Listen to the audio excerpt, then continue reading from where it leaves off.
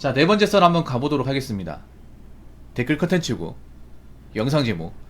동거는 무조건 여자가 손해다. 웬만하면 동거는 하지 마세요. 라는 영상에 달린 댓글입니다. 이거 제가 얘기한 겁니다. 사실 동거는 여자가 유리하기보다는 남자가 더 유리하다 생각을 해요.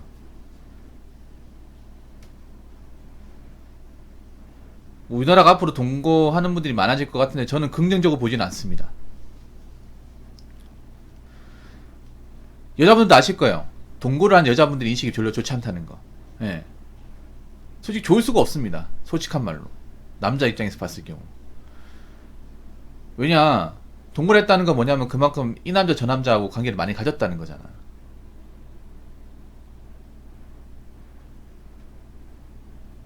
그리고 동거를 많이 하는 분들이 뭔가 이제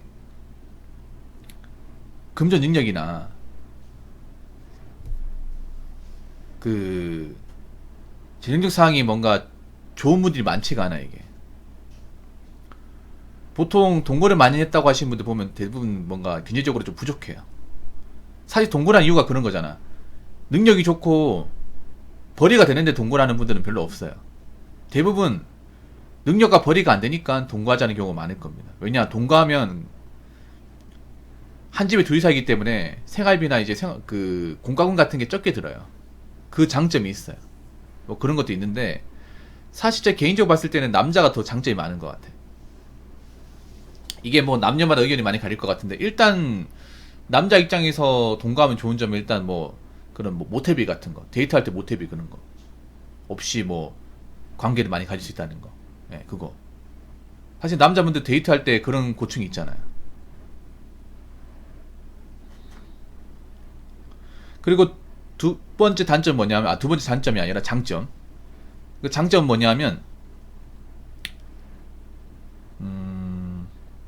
데이트 비용이 안 든다는 거. 예, 데이트 비용. 그러니까, 남자는 그런 게 스트레스야.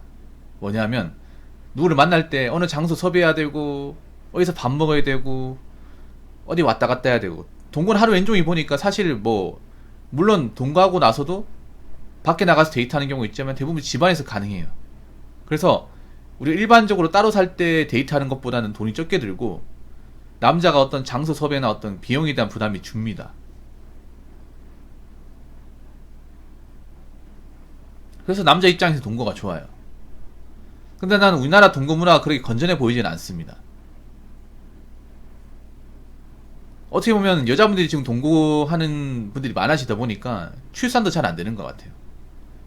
왜냐하면 지금 우리나라에서 뭐 낙태 문제 심각하잖아요. 사실 쪽팔리는 거죠.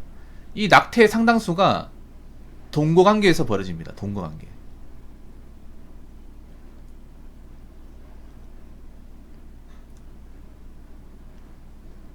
낙태가 뭐예요? 임신한 아기를 죽이는 거잖아.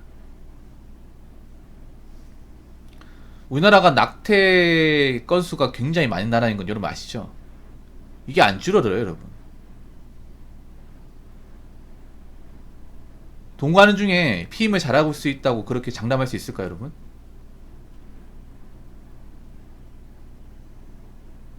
동거하는 중에 자녀가 왜 생겨요? 그러니까 애가 왜 생겨? 피임을 안 했으니까 생기는 거잖아요.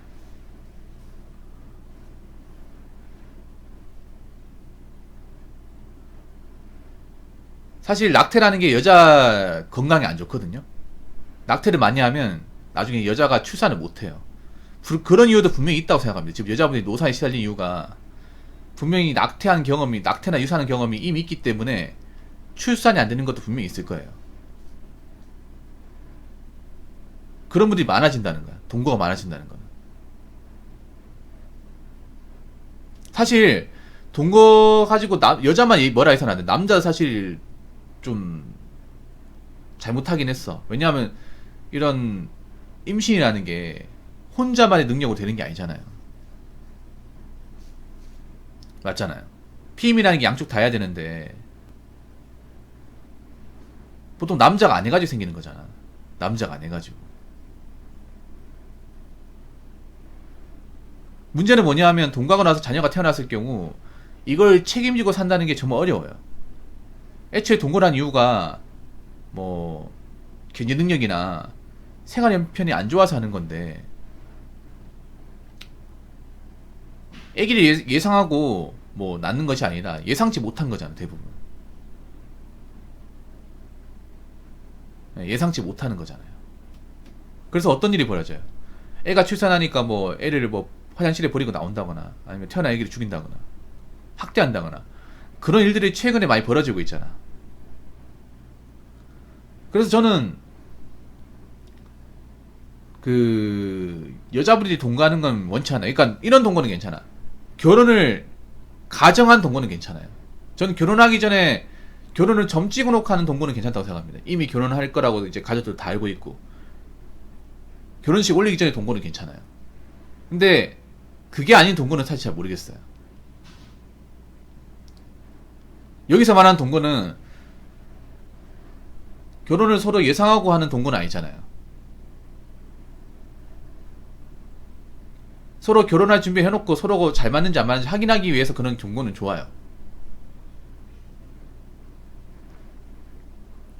근데 동거하고 나서 잘 이제 좀 생활하면 좋겠지만, 오히려 동거하고 나서 안 좋은 경험 하신 분도 많아, 이게. 그래서 우리나라 동거 문화가 사실 썩 좋진 않아요. 자, 댓글 한번 읽어보도록 하겠습니다. 동거 문화는 증가될 거예요. 미래는 여자가 제한할 겁니다. 빠른 결혼을 원하는 여자들이 임신 공격하기 좋은 이상적인 환경이 동거입니다. 라고 했는데, 글쎄요. 임신 공격도 생각해봐. 임신 공격이 가능한 이유가 뭐냐면, 남자가 돈이 많으니까, 집안에 능력이 되니까 임신 공격하는 거 아니에요? 임신 공격이라는 게 그냥 남자 능력 안 따지고 아무한테나 합니까? 애초에 동거라는 게 뭐예요? 애초에 동거라는 게 남녀가 뭔가 가진 게 없으니까, 같이 살면 생활비가 줄어드니까 하는 거 아니에요? 남자가 정말 잘 사니까 동거합니까? 아니, 상식적으로 생각해요, 상식적으로. 우리나라의 일반적인 동거라는 게 뭐 아파트 시작을 해요? 아니잖아요. 서울에 동거하신 분들 많죠. 대부분 뭐야? 원룸이죠, 원룸.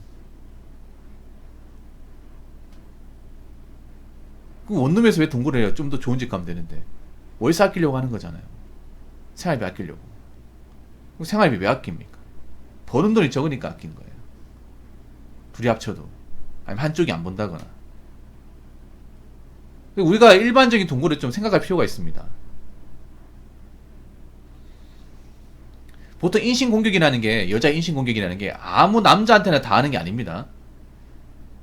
어느 정도 능력이 되고 내가 일을 안 해도 책임질 수 있는 경제적 기반을 가지고 있는 남자에 한해서 인신공격을 하는 거지, 집을 가진 것도 없는 남자한테, 지금 월세 살고 있는 남자한테 그냥 인신공격하는 게 아니에요. 아니, 생각해보세요. 인fin에서 아기를 가져서 낳는다 하더라도 이거 어떻게 책임질 겁니까? 나가는 게 엄청 많은데. 그리고 이 좁은 공간에 애가 또 있으면 3명이잖아. 남자 입장에서 뭔가 이 사람과 결혼하려고 생각한 게 아니란 말이에요. 그럼 그 자녀가 이제 태어난다고 해서 그 자녀를 살뜰히 챙길까요? 나는 낳고 싶어서 낳으라고 한 게 아닌데. 가뜩이나 우리나라가 낙태 관련 건수가 많은 나라 아닙니까? 글쎄요, 저는 이게 좋아 보이지 않네요. 이 댓글 다시문이. 이런 식의 동거 문화는 증가하지 않는 게 좋습니다. 여자한테도 이게 좋은 게 아니에요, 여자분들. 여자가 능력이 없기 때문에. 임신공격 왜 하는 거예요? 여자가 이제 혼자서 먹고 사는 게 어렵고 자립이 안 되다 보니까 남자한테 의탁하면서 사는 건데, 그럼 남자라고 해서 다 능력이 좋을까요? 능력이 괜찮을까? 특히 서울 같은 데서 이제 동거하는데 갑자기 여자가 이제 임신했다고 생각해봐요. 그 남자 입장 머리가 하얘집니다, 이게. 진짜로. 머리가 하얘져.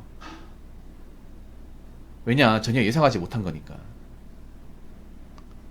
여자는 나와서 기르겠대. 그럼 여러분 어떡하실 거예요? 아, 나 버는 거 뻔한데. 우리 둘이 사는 것도 빠듯한데. 내가 일을 더 해야 되나?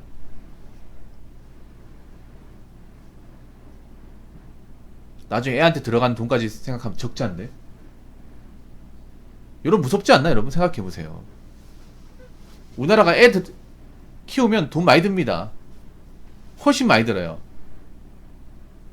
여러분들 그런 말 못 들어봤어요? 결혼할 때도 맞벌이로 둘이 벌면 돈 잘 모여요. 근데 애가 태어나면 저축을 못 합니다. 결혼하신 분들 얘기 못 들어봤어요? 결혼하신 분들? 신혼 초에는 돈이 잘 보이는데 같이 돈을 버니까. 근데 애가 태어나면 저축을 할 수 없대요. 왜냐? 애한테 다 들어가니까. 그런 집이 많아요. 그만큼 애한테 들어간 돈이 굉장히 많아. 뭐 동거 중에 출산했다고 해서 뭐 산후조리 비용을 안 받습니까? 다 받잖아요. 저렇게 태어나도 뭐 산후조리 가겠다고 할 거 아니야. 누가 내야 돼요? 남자가 내야 돼요. 산후조리원 이게 뭐 조리원마다 다른데 한 4,500원 깨집니다. 4,500. 보통 한 3주 정도, 이제 3주 정도 하면 400 정도 깨지고요. 한 달 정도 있어 500까지 깨집니다. 보통 한 3주에서 4주는 있거든요. 대체로 이제 갔다 오신 분 얘기 들으면 400에서 500 사이입니다. 이게 뭐 기간만 틀린데. 그러니까 하루 쓸 때 한 17에서 20만원 정도 받는다 생각하시면 돼요. 하루 이용하는데.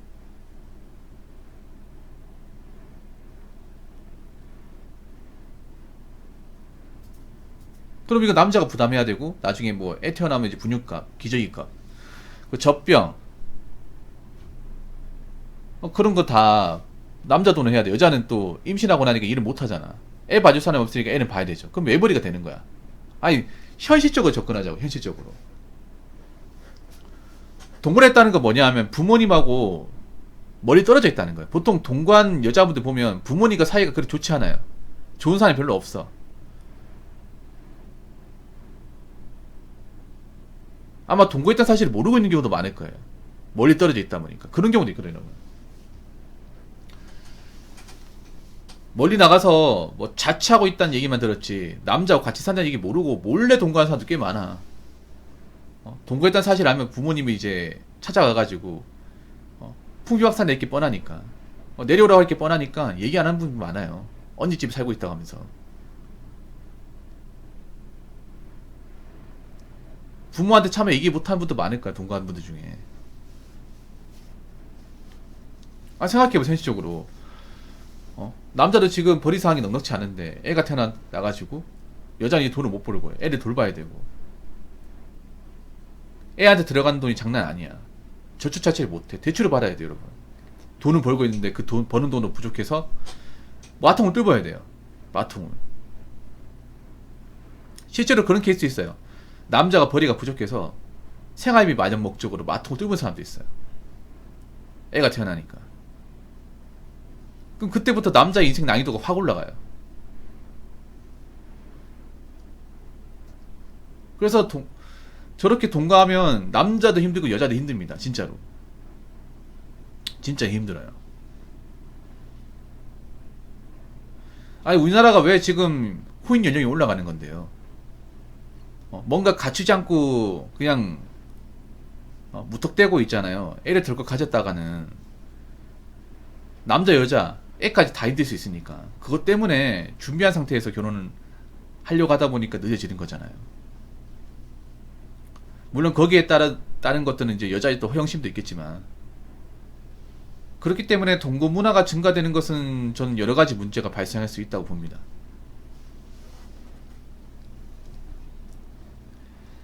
자, 이상으로 네 번째 썰 마치도록 하겠습니다.